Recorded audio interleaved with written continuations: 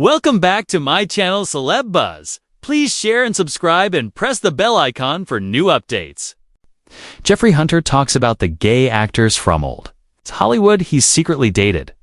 Jeffrey Hunter was born Henry Hermuncanus Jr. on November 25, 1926 in New Orleans, Louisiana. His family moved to Milwaukee, Wisconsin in the 1930s, and Hunter always worked hard and loved acting from when he was very young. His love for acting took him from the Midwest to the bright lights of Hollywood, where he would make his mark. Hunter went to Whitefish Bay High School, where he acted in plays and later studied theater at Northwestern University, one of FIBA schools for people who want to be actors. There he learned his skills from great teachers, getting good experience seeing both old-style and modern plays. His school was stopped for a while when he joined the U.S. Navy during World War II, serving as a radar worker. After the war, he went back to school, getting a degree in speech and radio from Northwestern. He later went to UCLA for more studies, which put him right in the heart of the movie business. When TV and movies were changing fast, Jeffrey Hunter came to Hollywood when big movie studios were looking for new good-looking actors who could lead movie. Fans into a new time after the war, his handsome, clean look and bright blue eyes quickly got the attention of 20th Century Fox, who signed him to work for them in 1950. His first movies included smaller parts in films like 14 Hours in 1951 and Call Me, Stir in 1951. But soon, he got bigger parts that showed off his talent and charm. One of Hunter's best acting jobs came in John Ford's 1956 Western movie The Searchers, where he acted with the famous John Wayne, playing Martin Pauly, adopted nephew on a long search to save his kidnapped cousin. Hunter brought deep feelings and quiet strength to a movie many think is one of the best ever made. His ability to act just as well as Wayne in such a hard story proved he was a serious actor with talent and star power. In 1961, Hunter reached another big moment in his career when he played Jesus Christ in the biblical movie King of Kings, directed by Nicholas Ray. The role was both great and hard for him. While it showed heckled act with calm seriousness and spiritual power, some critics and audiences wondered if his movie star looks were too striking for the Holly role. Still, Hunter gave a heartfelt and honest performance that people still appreciate today for its dignified kindness. The movie found fans over time, especially during religious holidays, and it's still one of his most famous works. Even with these big-roles, Hunter's career had problems in the mid-1960s as he tried to break free from being typecast and prove he could at different kinds of acting. He worked in different types of movies, appearing in war films like No Man is an Island in 1962 and sci-fi movies like Dimension 5 in 1966. He also started doing television, with good success in 1965. He was chosen to play Captain Christopher Pike in the first pilot of Star Trek called The Cage, a groundbreaking role that connected him to one of the most famous science fiction shows in history. Though NBC said no to the pilot, and Hunter didn't continue with the series, his version of Pike has become an important part of Star Trek history with this character honored in later shows and comebacks. Jeffrey Hunter's personal life had many important relationships and family duties that matched his Hollywood career. His first marriage happened at an important time in his life and career.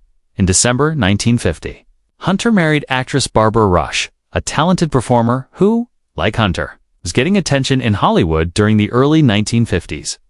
Thetwo young stars were often seen as a glamorous couple representing what people thought Hollywood families should like. Their marriage got a lot of media attention, and in 1952, they had their only child together, a son named Christopher. As Hunter's acting career got bigger, especially with roles in big movies like The Searchers in 1956, the pressure of being famous, Constantinople, and the demands of making movies likely put a lot of stress on the marriage. Even though they both work in entertainment, the couple divorced in 1955 after 5 years together. A breakup thing got press coverage because they were celebrities. In 1957, 2 years after his divorce from Rush, Hunter got married for a second time. His new wife was Dusty Bartlett, a beautiful and classy fashion model who had been married before and had a young son Amit Steele, showing he was devoted and responsible. Hunter adopted Steele as his son, creating a blended family that would later grow. Jeffrey and Dusty had 2 more sons together, Todd and Scott. For 10 years from 1957 to 1967, the couple had a family life that, at least in public, seemed peaceful and loving. Hunter was often photographed during this time, enjoying being a father, especially.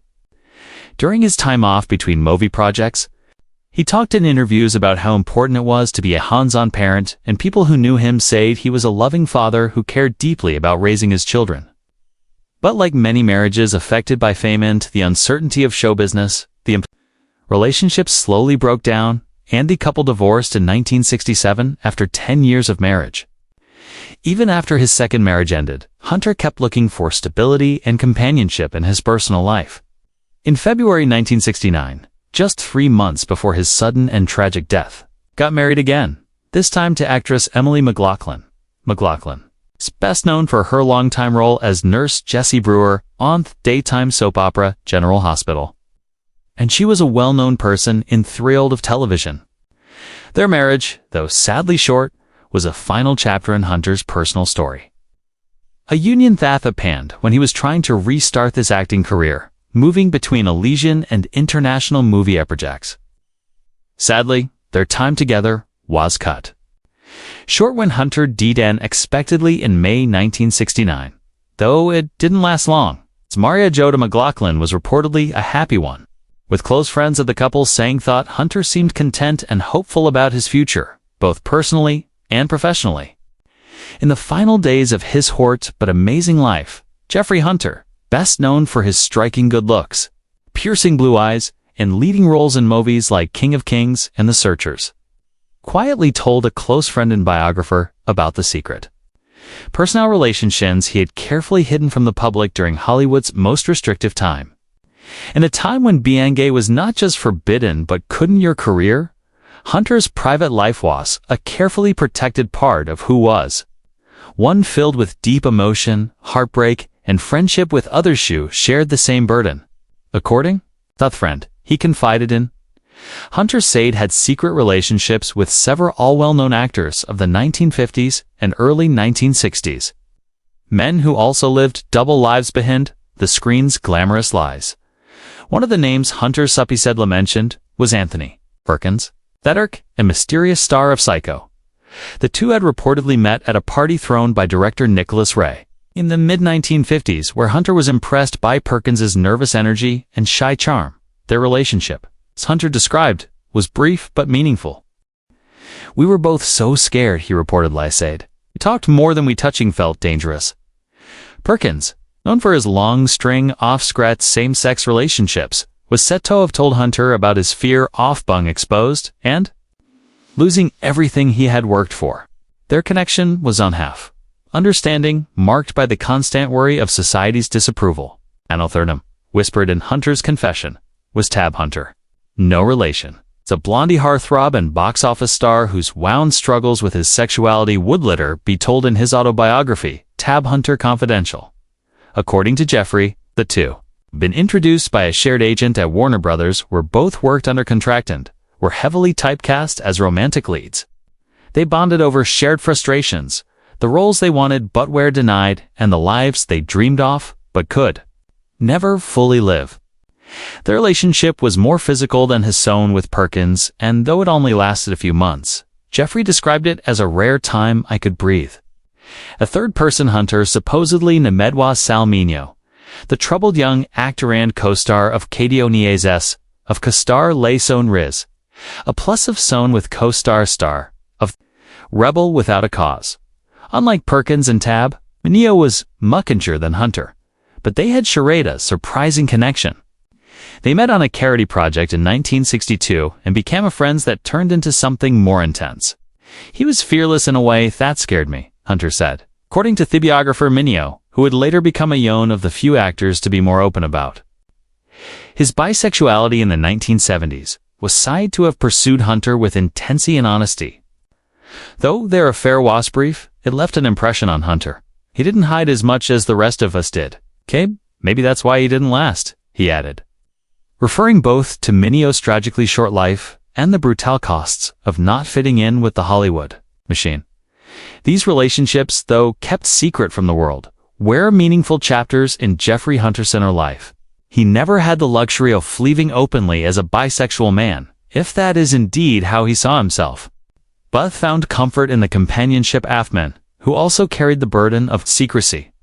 Whether his marriages to women like Barbara Rush and Dusty Bartlett were loving, strategic, or both, it's clear thought Hunter, like so many others of his time, lived within the strict boundaries of public expectation, while his heart explored a broader truth in private. His willingness to name these men, even in quiet voices late in life, speaks to a longing for honesty and perhaps a settling with the past he never quitting it to see made right. In November 1968, Jeffrey Hunter traveled to Spain to begin work on what would ultimately become his final movie project, Cry Chicago, released in some places as Viva America. The film was an ambitious international production about the violent inner workings of the Chicago Mafia, a subject that had fascinated audiences worldwide after the popularity of gangster dramas. Set against a European backdrop and partially funded by Spanish producers, the film promised exciting action scenes and intense drama, elements that unfortunately led to a tragic and unexpected accident for Hunter. While filming a scene, a carefully planned car explosion, tragedy struck. A car window near Hunter had been set up with explosives to make it look like an outward blast, adding to the visual drama of the scene. However, something went wrong with the special effects, timing, or placement. Instead of breaking outward as planned, the glass and explosive force were shotenward directly toward Hunter, who was standing nearby. The blast left him confused and seriously hurt. He got a bad concussion, which was made worse by the force of the explosion and the possibility that glass pieces and debris hit him. Despite how serious the accident was, Hunter, ever the professional, managed to finish his work on the production. But his physical and brain condition was already getting worse. According to his third wife, Emily McLaughlin, whom he had married a few months earlier in February 1969. Hunter showed alarming symptoms on flight back to the United States. Joe remembered with deep concern that he went into shock during the flight. His behavior changed drastically. He became most unable to speak, couldn't talk, and could barely move. These were early, scary signs of the trauma his brain had suffered. When they got back to Los Angeles, Hunter was immediately to Kento Good Samaritan Hospital. Their doctors did extensive tests to figure out how badly he was hurt.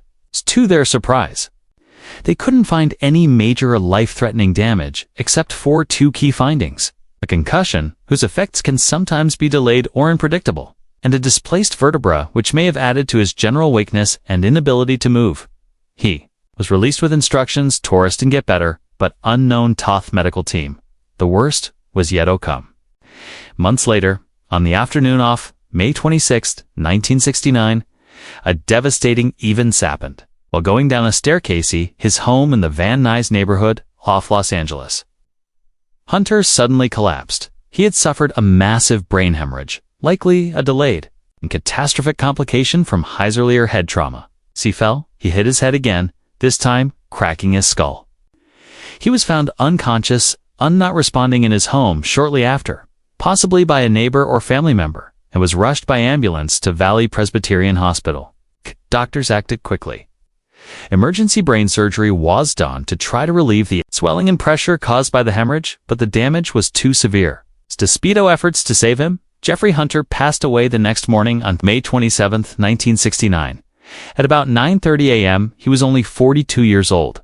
His death shocked fans and colleagues alike. Promising and still-young actor whose chiseled looks and warm on-screen charm had made him a favorite in both biblical epics and westerns was gone far too soon. Hunter's funeral was held on May 31, 1969, at St. Mark's Episcopal Church in Van Nuys, where friends, family, former co-stars gathered to mourn the loss of a man whose career had been marked by quiet professionalism, striking screen presence, and a humble manner. His widow, Emily McLaughlin, then starring on General Hospital, was devastated. He was laid to rest at Glenhaven Memorial Park in Silmar, California, where his grave has since become a quiet site of tribute for classic film fans and admirers of his work. The tragic nature of his death rooted in an on-set accident and made worse by delayed medical complications, served as a sobering reminder of the hidden risks faced by actors working in physically demanding roles.